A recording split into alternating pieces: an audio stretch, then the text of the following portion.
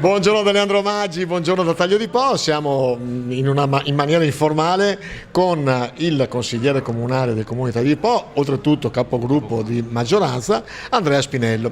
Perché? Perché mi ha segnalato un'iniziativa importante del vostro gruppo, anzi del comune di Taglio di Po, per quanto riguarda la Tari. Innanzitutto buongiorno, lei è la prima nomina e quindi ci spieghi un pochino cosa sta succedendo. Allora, nell'ultimo consiglio comunale che è stato fatto il 26 di luglio, dopo una presentazione comunque da parte dell'assessore Renato Pregnolato, che è assessore al bilancio, ha mostrato che comunque abbiamo a disposizione come amministrazione un fondo statale che riguarda l'articolo 6, il 27 del 2021, che sarebbe un fondo statale adibito naturalmente alla riduzione della Tari per tutte quelle attività che comunque hanno avuto delle difficoltà nell'ultimo periodo, dovuto anche al Covid-19, allo stato pandemico, e soprattutto anche al fatto che nell'ultimo periodo c'è stato il fatto del caro bollette, in poche parole, le utenze, che quindi hanno penalizzato totalmente tutte le attività produttive e commerciali.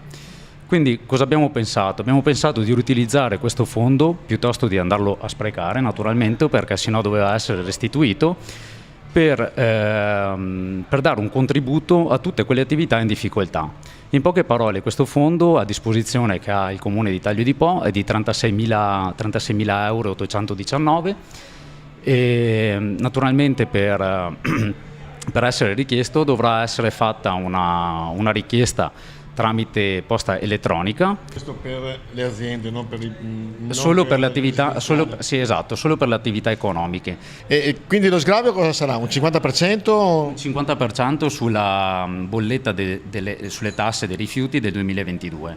Naturalmente per verificare il tutto deve figurare che naturalmente l'attività produttiva deve avere una riduzione del fatturato del 10% del 2021 rispetto al 2019, in poche parole. Ecco, lei, anzi tu ci siamo detto, sì.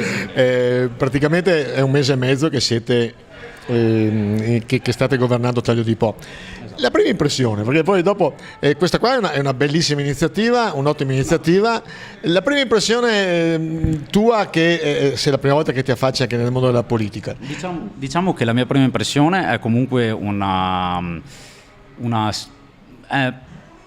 diciamo che è per me è la prima volta naturalmente che mi affaccio al mondo amministrativo, in poche parole, e quindi è anche affascinante e di conseguenza comunque c'è tantissimo da imparare. E naturalmente il primo mese è fatto solo per imparare, secondo me, e per capire un attimo come va la macchina amministrativa.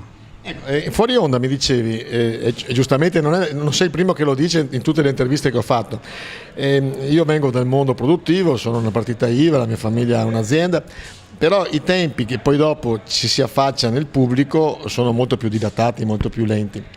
Per te ci sarebbe la possibilità di accelerare o è necessario questa lentezza che non è rispetto al mondo reale normale?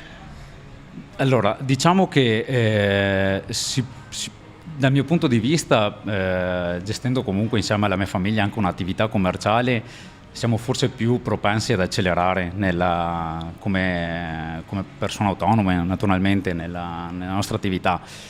La macchina amministrativa, diciamo che forse ha altri tempi, ecco, è quello che voglio dire, questo è il mio punto di vista, però il nostro obiettivo sarà quello comunque di accelerare queste tempistiche proprio per dare una mano comunque ai cittadini, alle attività produttive, per essere sempre a loro disposizione e comunque essere attivi, è quello che voglio dire. Ecco, ricordiamo che voi siete un'amministrazione molto giovane, nel senso che l'età media penso sia sotto i 40 anni, sì, o più o meno quell'età lì, quindi avete l'entusiasmo, molti di voi sono la prima nomina, quindi c'è questo entusiasmo.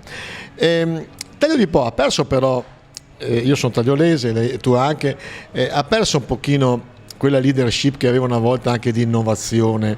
Riuscirete secondo te a dargli un impulso ricordo Taglio di Po, città della musica, spettacoli, musiche, città dei carri allegorici, qualcosa si sta riprendendo, però aveva perso quel suo ruolo. Sì, infatti una delle nostre comunque priorità è proprio questa, quella di riportare comunque Taglio di Po in auge, in poche parole. Non sarà semplice, però il nostro obiettivo è proprio quello, anche perché vogliamo dare soprattutto anche speranza ai giovani del nostro territorio di rimanere nel nostro paese e soprattutto dargli la possibilità di aprire un'attività e di crearsi proprio, di avere una famiglia anche qua nel nostro paese.